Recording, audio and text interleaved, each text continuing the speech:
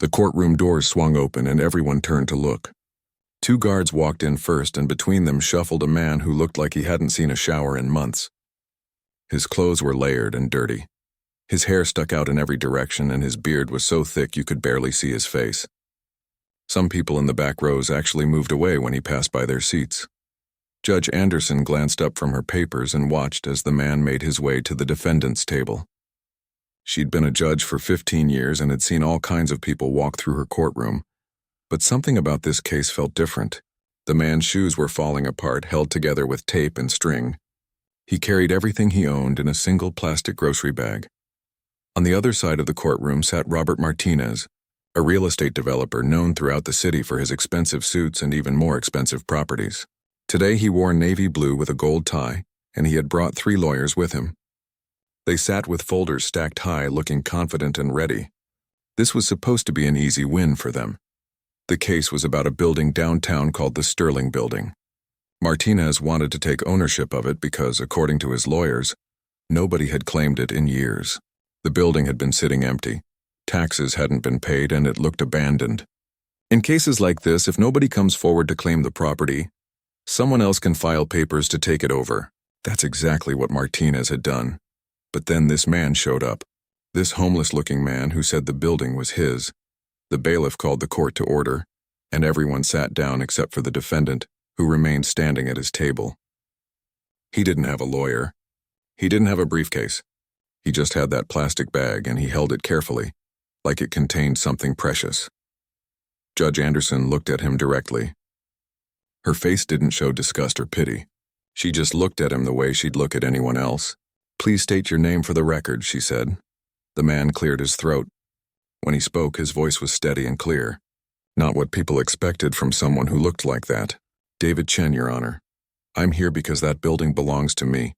The Sterling Building downtown. It's mine, and I'm not giving it up." A few people in the courtroom whispered to each other. The courtroom artist sitting in the corner started sketching faster. This was going to be interesting. Martinez leaned over and said something to his head lawyer, a woman named Victoria Stone. She was known for winning cases that seemed impossible. Today, though, she looked like she thought this would be the easiest case of her career. She smiled slightly and made a note on her legal pad.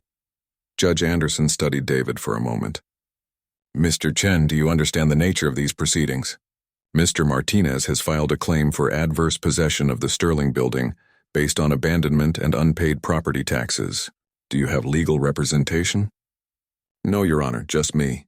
David's hands weren't shaking. He didn't look nervous at all. If anything, he looked calm. Too calm for someone who was about to lose a multi-million-dollar building. "Do you understand that you have the right to request a postponement to obtain legal counsel?" "I understand, Your Honor, but I don't need more time. I'm ready to proceed today." Martinez whispered something else to Victoria, and this time several of his lawyers smiled. They thought this was going to be over before lunch. A homeless man with no lawyer, defending himself against one of the best legal teams in the city? It seemed like a joke. Judge Anderson nodded slowly. "Very well, Miss Stone, you may present your case." Victoria stood up, smoothing her jacket. She was confident, professional, the kind of lawyer who never lost her cool.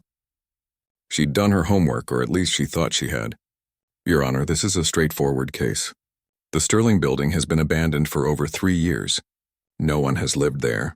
No utilities have been connected, and most importantly, property taxes totaling more than $180,000 have gone unpaid." She clicked a button, and the screen behind her lit up with photos of the building.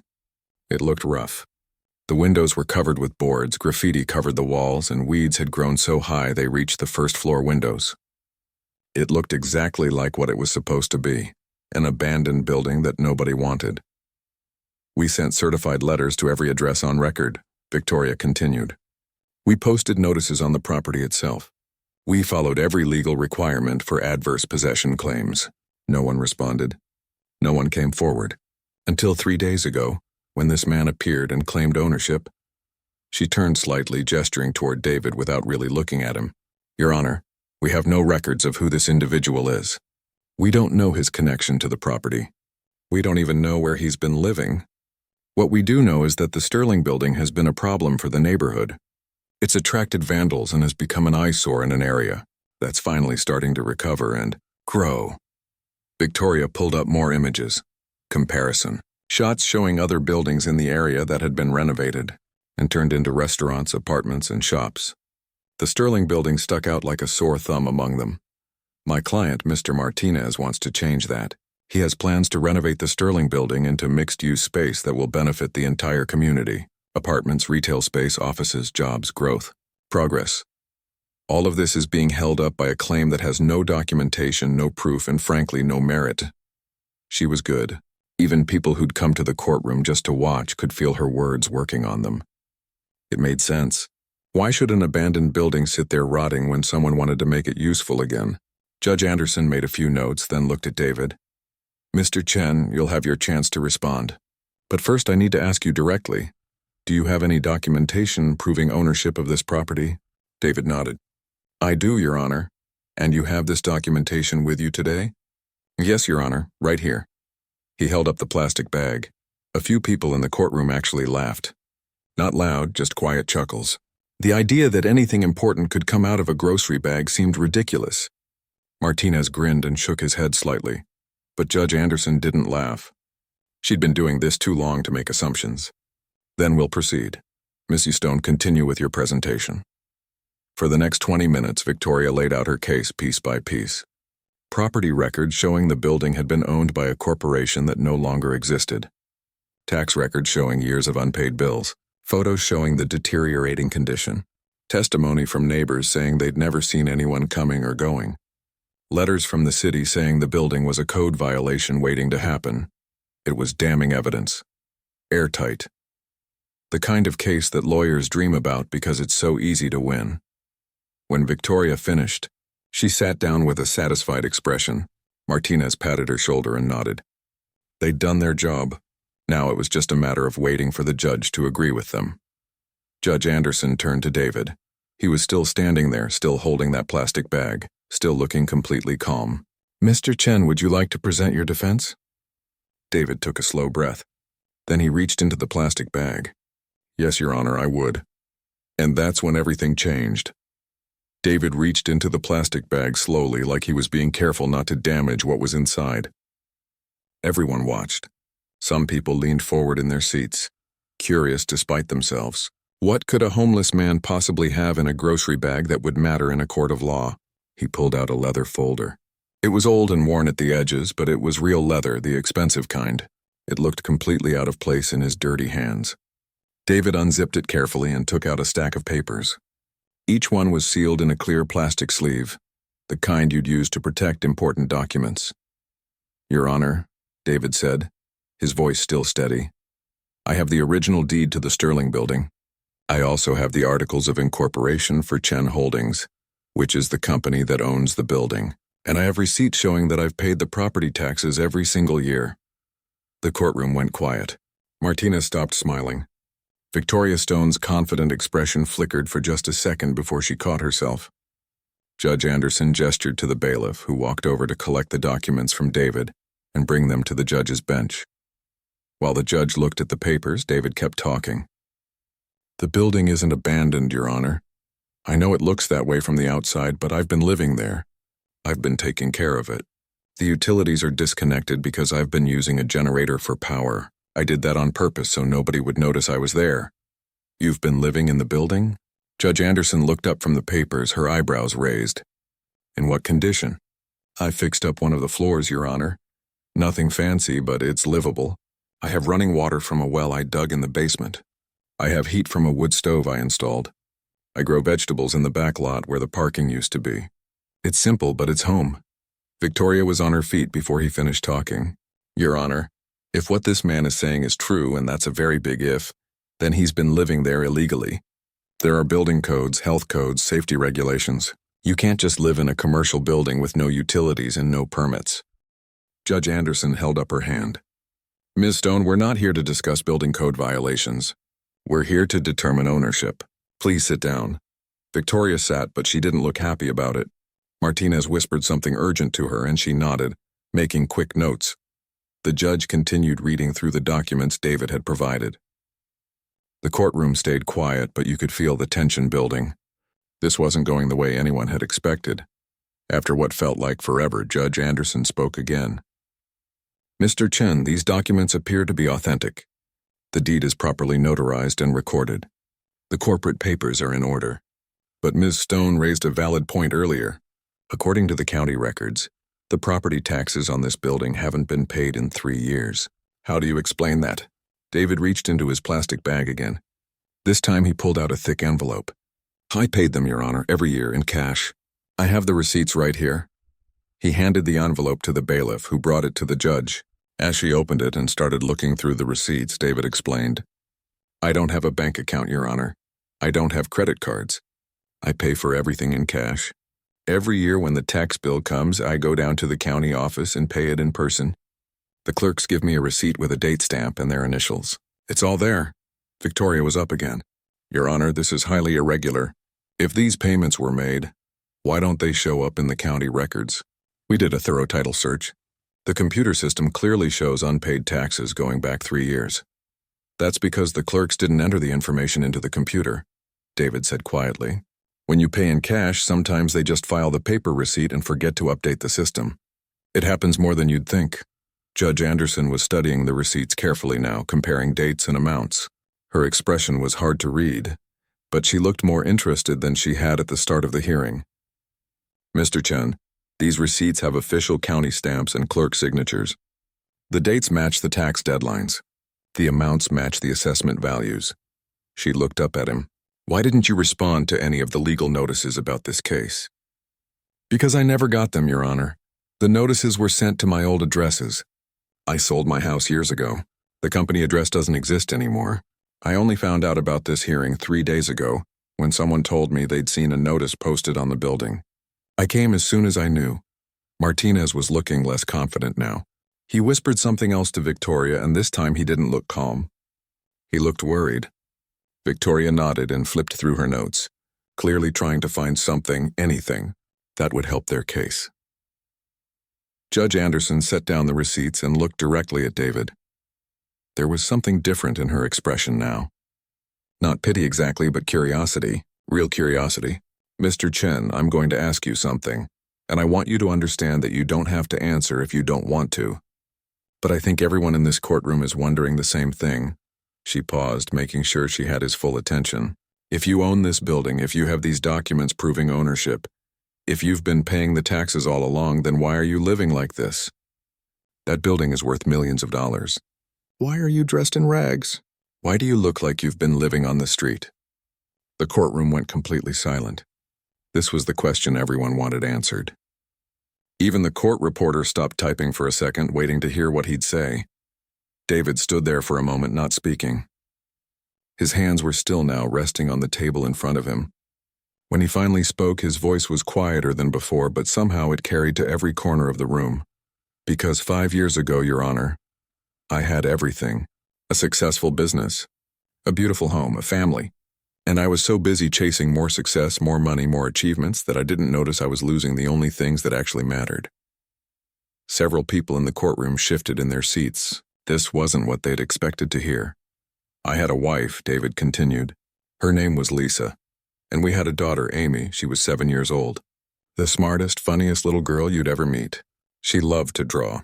She'd sit for hours with her colored pencils, making pictures of everything she saw. His voice caught slightly, but he kept going. I missed her school plays because I had meetings.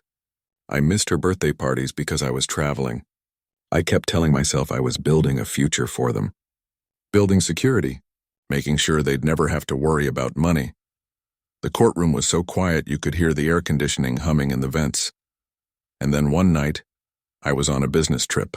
Lisa called me. She said she couldn't do it anymore. She was tired of being alone. Tired of Amy asking when Daddy was coming home. She said she was taking Amy and going to stay with her sister for a while. She said we needed to figure things out. David's hands gripped the edge of the table now. I told her I'd catch the next flight home. I told her we'd talk about it. I told her everything would be okay. He took a breath. They never made it to her sister's house. A drunk driver ran a red light at an intersection. The police said they probably didn't even see it coming. Someone in the back of the courtroom made a small sound like a gasp. Judge Anderson's expression softened. Even Victoria Stone had stopped writing. I came home to funerals instead of a family, David said softly, and I realized that I'd wasted years chasing things that didn't matter. So I stopped. The silence in the courtroom felt heavy, like everyone was holding their breath at the same time. David stood at his table, his story hanging in the air between him and everyone else. Judge Anderson had set down her pen. Martinez had stopped whispering to his lawyers. Even the bailiff, who'd probably heard 1,000 stories in this courtroom, looked affected. David took a moment to collect himself before continuing. After the accident, I couldn't go back to my old life. Couldn't walk into that big empty house. Couldn't sit in my office pretending to care about profits and quarterly reports. None of it meant anything anymore. He looked around the courtroom, making eye contact with random people, so I sold everything. The house, the cars, the company. I gave away most of the money. Kept just enough to live on. The only thing I didn't sell was the Sterling building. Why that building? Judge Anderson asked. Her tone was gentle now, not the formal courtroom voice she'd been using before. Because that was the first property I ever bought, David explained, back when I was 25 years old, just starting out. I'd saved every penny I could, worked 3 jobs, and finally had enough for a down payment. That building represented a time when I still knew what mattered, before I got lost in all the success and ambition. He touched the leather folder on the table in front of him. I moved into the building 3 years ago.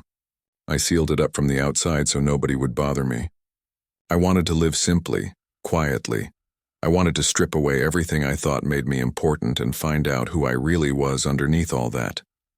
Victoria Stone cleared her throat. She looked uncomfortable now, not confident like before. Your Honor, while Mr. Chen's story is certainly tragic, it doesn't change the legal facts of this case. The building appeared abandoned. Our client acted in good faith. Did you, though? David interrupted, his voice sharper now. He looked directly at Martinez for the first time. Did you really act in good faith? Or did you see a building that looked empty and figure nobody would fight you for it? Martinez's face flushed red. He opened his mouth to respond, but Victoria put a hand on his arm to stop him. David continued, I've been paying attention these last few years. I know what you do, Mr. Martinez. You find properties in up-and-coming neighborhoods. You find buildings that look forgotten, and you take them. Sometimes you follow the law. Sometimes you bend it a little, but you always take them. That's enough, Mr. Chen, Judge Anderson said, but she didn't sound angry. Let's focus on the facts of this case. David nodded. You're right, Your Honor, the facts. Let me tell you some facts. He pulled another paper from his plastic bag. This is a letter from the city dated 6 months ago. They sent it to the Sterling building address. I received it because I live there. It's about a proposed rezoning of the area.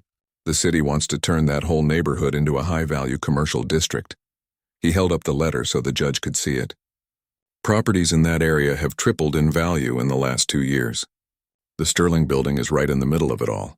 Mr. Martinez didn't just stumble onto an abandoned property. He targeted a building he knew would be worth a fortune. Victoria was shaking her head. Your Honor, this is speculation. My client's intentions are not on trial here. Maybe they should be, someone said from the gallery. Judge Anderson shot a look toward the spectators and they went quiet again. The judge turned back to David. Mr. Chen, you've presented documentation of ownership and tax payments. I'm going to need to verify these with the county office. This is highly unusual, but if what you're saying is true, then you have a valid claim to the property. She looked at Victoria. Mrs. Stone, your client's case was based on the assumption that the property was abandoned and the owner unknown. If Mr. Chen can prove continuous ownership and financial responsibility, your claim falls apart. Martinez leaned forward, whispering urgently to Victoria. She nodded and stood up again. Your Honor, we request a continuance to investigate these new claims. We need time to verify the authenticity of these documents and to review. No, David said firmly. No continuance. Your Honor, I've been living in that building for 3 years. I've kept it maintained. I've paid every bill. I have every right to be there. If you grant a continuance, Mr. Martinez will use that time to find some other way to take my property. I know how this works. Judge Anderson tapped her fingers on the bench, thinking, Mr. Chen, I understand your concern. However, I do need to verify your documents with the county office. That's not optional. She looked at the clock on the wall. Here's what we're going to do. We'll take a recess. I'm going to have my clerk contact the county office directly and verify these tax payments. If they check out, we'll reconvene this afternoon and I'll make my ruling. David looked like he wanted to argue, but then he just nodded. Thank you, Your Honor. Court is in recess until 2 o'clock. Judge Anderson hit her gavel and everyone stood as she left the courtroom. As soon as she was gone, the room erupted in conversation. People were talking to each other, pointing at David, pulling out phones to text their friends about what they'd just witnessed. It was the most dramatic hearing most of them had ever seen. Martinez and his lawyers gathered in a tight circle, talking in low, intense voices. You could tell they were scrambling, trying to figure out what to do next. This case that was supposed to be so easy had just blown up in their faces. David stood alone at his table, carefully putting his documents back into the plastic sleeves, then back into the leather folder. A few people approached him wanting to talk, but he just shook his head politely and moved toward the back of the courtroom. A reporter caught up with him near the doors. Mr. Chen, can I ask you a few questions? I'd love to tell your story in the paper. No, thank you, David said quietly. This isn't about a story. This is about keeping the one thing I have left. He walked out into the hallway and several people followed, watching him. He found a bench away from the main crowd and sat down, holding his plastic bag in his lap. He looked tired now, like telling his story had taken something out of him. A woman sat down next to him. She was older, maybe in her 60s, wearing simple clothes. I'm sorry about your family, she said softly. David looked at her and nodded. Thank you. My husband died 2 years ago, she continued. Heart attack. One day he was here, the next day he wasn't. I understand how it feels when everything changes in a moment. They sat there in silence for a while, just two people who'd lost something important. The hallway buzzed with activity around them. Lawyers talking on phones, people rushing to other courtrooms, the general chaos of a courthouse on a busy day. But in their little corner it was quiet. Do you think the judge will rule in your favor? The woman asked. David shrugged. I don't know. I have the documents. I paid the taxes, but rich people like Martinez usually find a way to get what they want. Not always, the woman said. She patted his hand once, then stood up. Sometimes the truth actually matters. David watched her walk away, then looked down at his plastic bag. Inside was everything he owned. Some clothes, the leather folder with his documents, a photo of Lisa and Amy that he kept wrapped in cloth to protect it. Not much to show for 50 years of life, but maybe that was the point. At exactly 2 o'clock, the bailiff called everyone back into the courtroom. David walked in the same way he'd walked in that morning, slowly, quietly, looking like someone who'd been living rough for years. But now people looked at him differently. They knew his story. They knew his pain. He wasn't just some homeless guy anymore. Martinez and his lawyers were already seated. Victoria Stone looked less confident than she had that morning. She kept reviewing her notes, highlighting things, crossing things out. Martinez himself looked angry. His jaw was tight and he wouldn't look in David's direction. Judge Anderson entered and everyone stood. When she sat down, she had a thin folder in front of her. Please be seated, she said.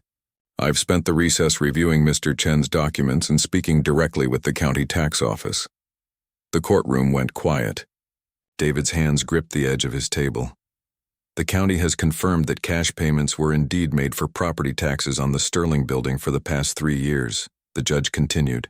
The amounts match Mr. Chen's receipts exactly. The dates are accurate. The clerk's signatures are legitimate. However, these payments were not entered into the computer system. The county has acknowledged this was an error on their part. Victoria stood up. Your Honor, while we acknowledge the tax payments may have been made, there are still serious questions about— Sit down, Miss Stone, Judge Anderson said. Her voice wasn't harsh, but it was firm. I'm not finished. Victoria sat down quickly. The judge continued. I've also verified that Chen Holdings is a legitimate corporation and that Mr. Chen is its sole owner. The deed to the Sterling building is properly recorded and has been since 1998. There is no question about the chain of ownership. She looked directly at Martinez. Mr. Martinez, your claim was based on the premise that this property was abandoned and that the owner could not be located. Both of those premises are false. Mr. Chen has been living on the property and maintaining it. He has met all his financial obligations. The fact that he chose to live simply and privately is not abandonment under the law.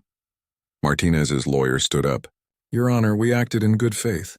Your title search showed what was in the computer, Judge Anderson interrupted.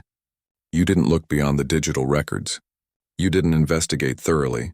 You saw an opportunity and you jumped on it. She paused. That may be good business, but it's not good enough for this court. The gallery was silent. A few people had their phones out recording. This was going to be all over social media within the hour. Judge Anderson turned to David. Mr. Chen, I'm ruling in your favor. The Sterling building is legally yours. Mr. Martinez's claim is dismissed. She hit her gavel once. Furthermore, I'm ordering Mr. Martinez to pay all court costs and any fees associated with correcting the county's tax records. The courtroom erupted. People were talking, some were even clapping. Martinez stood up so fast his chair fell backward. His face was red and he looked like he wanted to say something, but Victoria grabbed his arm and pulled him toward the exit. They left quickly, followed by their team of lawyers, all looking embarrassed and angry. But Judge Anderson wasn't done. As the noise died down, she spoke again. Mr. Chen, please approach the bench. David stood up slowly and walked toward the judge. He looked confused, maybe worried that there was some catch he'd missed. The judge's expression was softer now, almost kind. Mr. Chen, you've proven your ownership of the property, and you have every right to live there as you see fit. But I have to ask you something, and I want you to really think about your answer. David nodded. What are you going to do now? She asked. You own a building worth millions of dollars in a neighborhood that's only going to get more valuable. You could sell it tomorrow and live comfortably for the rest of your life. You could renovate it and rent it out. You could do 100 different things. What do you want to do? David was quiet for a moment. Everyone in the courtroom leaned forward, waiting to hear his answer. I've been thinking about that, Your Honor, he finally said. For 3 years I've been living at a shelter downtown. Not staying there, just volunteering. Serving food, helping people find clothes, listening to their stories. And I've learned something important. He looked around the courtroom, making sure people were listening. Most people who are homeless aren't there because they're lazy or bad. They're there because they had something go wrong. Lost a job, got sick, had an accident, got divorced. Something happened that knocked them down and they couldn't get back up again because nobody gave them a chance. The judge nodded slowly, understanding where he was going. I want to turn the Sterling building into a place where people can start over, David said. Not a shelter, something better, a place where people can live temporarily while they get back on their feet. Job training, counseling, help with resumes, a real chance to rebuild their lives. Someone in the gallery said, "That's beautiful," loud enough that everyone heard it. Judge Anderson smiled, the first real smile she'd shown all day. Mr. Chen, that's a remarkable plan. Do you have the resources to make it happen? I have enough saved, David said, and I'll run it myself. I don't need much to live on. The building is paid for. I can make this work. The judge was quiet for a moment, then she nodded. Mr. Chen, what you're describing would require proper permits, inspections, insurance. You'd need to meet code requirements. It won't be easy. Nothing worth doing is easy, Your Honor. My wife used to tell me that. I should have listened to her sooner. Several people in the courtroom were wiping their eyes now. Even the court reporter looked emotional, though she kept typing. Judge Anderson looked at David with something like respect. I'm going to do something unusual, Mr. Chen. I'm going to give you the contact information for the city's housing department. I'm also going to write a letter explaining today's proceedings and endorsing your plan. It might help cut through some of the red tape. Thank you, Your Honor. That means a lot. One more thing, the judge added. What are you going to call this place? David's voice got quieter, more personal. Amy's place, named after my daughter. She always wanted to help people. Even when she was little, she'd give her toys to kids who didn't have any. She'd share her lunch with anyone who looked hungry. I think she'd like knowing that her name is on a place that helps people. The courtroom was completely silent. Judge Anderson nodded, her eyes bright. I think that's perfect, Mr. Chen, I truly do. She hit her gavel one more time. This case is concluded. Mr. Chen, good luck with your project. I'll have my clerk prepare those documents for you. As people started filing out of the courtroom, many of them stopped to shake David's hand or pat him on the shoulder. A woman handed him her business card. I run a nonprofit that helps with job placement, she said. Call me. I'd love to help, a man in a work uniform stepped forward. I'm a contractor. If you need help with renovations, I'll do it at cost. Just pay for materials. More people approached with offers. A lawyer who'd give free legal advice, a counselor who'd volunteer her time, a local restaurant owner who'd donate food. Within 10 minutes, David had a stack of business cards and phone numbers. Martinez and his lawyers were long gone, probably back at their office trying to figure out how such an easy case had gone so wrong. 6 months later, the Sterling building looked completely different. The boarded-up windows were gone, replaced with clean glass that reflected the morning sun. The graffiti had been scrubbed away. The weeds were gone, and in their place was a small garden with vegetables growing in neat rows. Someone had painted the building a warm cream color, and new doors had been installed at the entrance. Above those doors hung a simple sign, Amy's Place. David stood across the street looking at the building. He'd cut his hair and trimmed his beard. He wore clean jeans and a simple button-up shirt. He looked like a regular person now, not someone living on the streets. But he still had the same calm expression, the same steady way of standing. A car pulled up and a woman got out. Her name was Rachel, and she was a social worker who'd reached out after reading about the court case in the newspaper. She'd been helping David navigate all the permits and regulations for the past 6 months. "Ready for the big day?" she asked, walking up beside him. David smiled. "As ready as I'll ever be. Is everything set up inside?" "Everything's perfect. The apartments are ready. The common areas look great. The kitchen is stocked. We've got 5 families moving in today and 3 more next week." They crossed the street together and walked into the building. The ground floor had been transformed into a community space. There was a large kitchen where meals could be prepared together, a dining area with tables and chairs, a room with computers and printers for job applications and resume writing, another room with donated clothes organized by size. Everything was simple but clean and welcoming. "The counseling room is set up on the 2nd floor," Rachel said, checking her clipboard. "We have 3 volunteer counselors scheduled for different days, and the job training program starts next Monday." They walked upstairs. The 2nd and 3rd floors had been converted into small apartments. Nothing fancy, just a bedroom, a bathroom, and a kitchenette. But they were clean and safe, with new beds and furniture that had been donated by people in the community. David stopped at one of the apartments and looked inside. "Is this the family with the 2 kids?" "Yes, Mom, Dad, and 2 daughters. They've been living in their car for 4 months.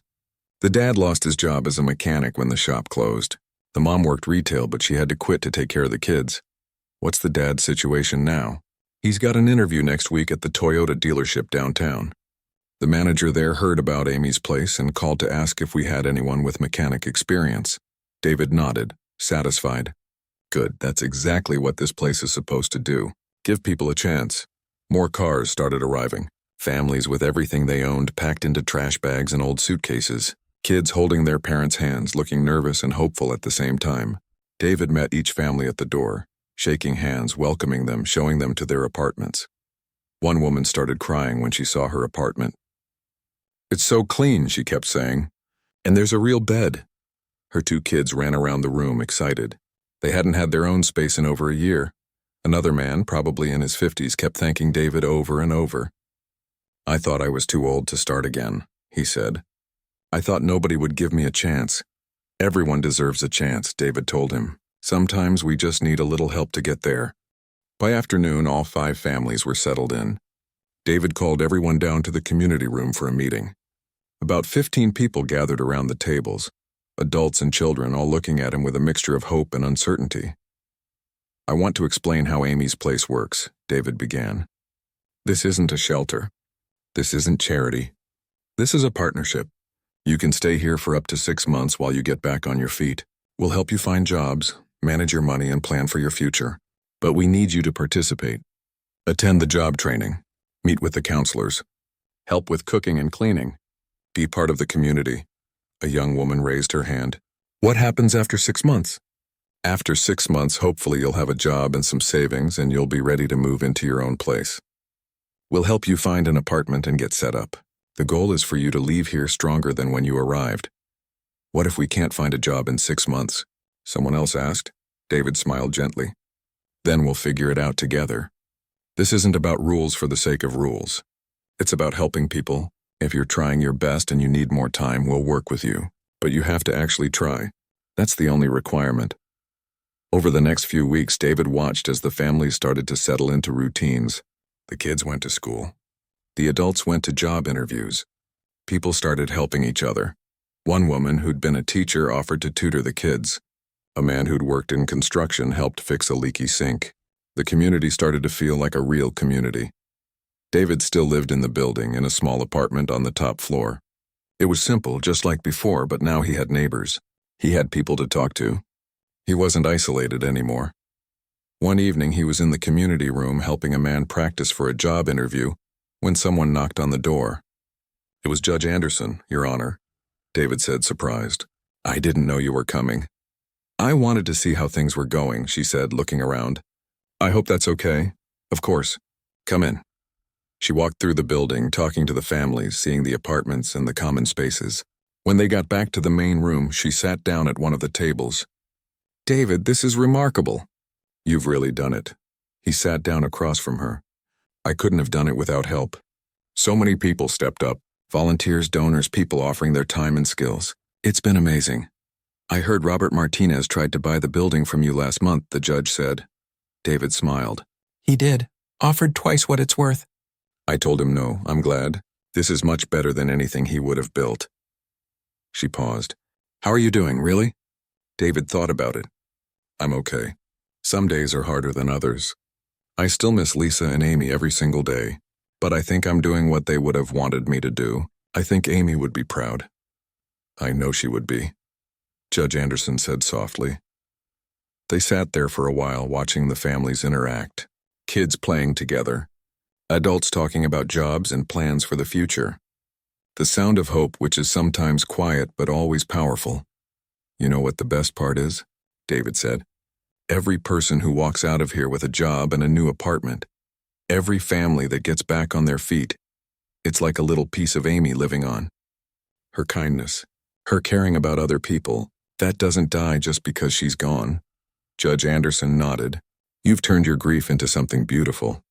"Not everyone can do that. I had to," David said simply. "The grief was going to be there no matter what. At least this way it means something." A month later, the first family moved out of Amy's place.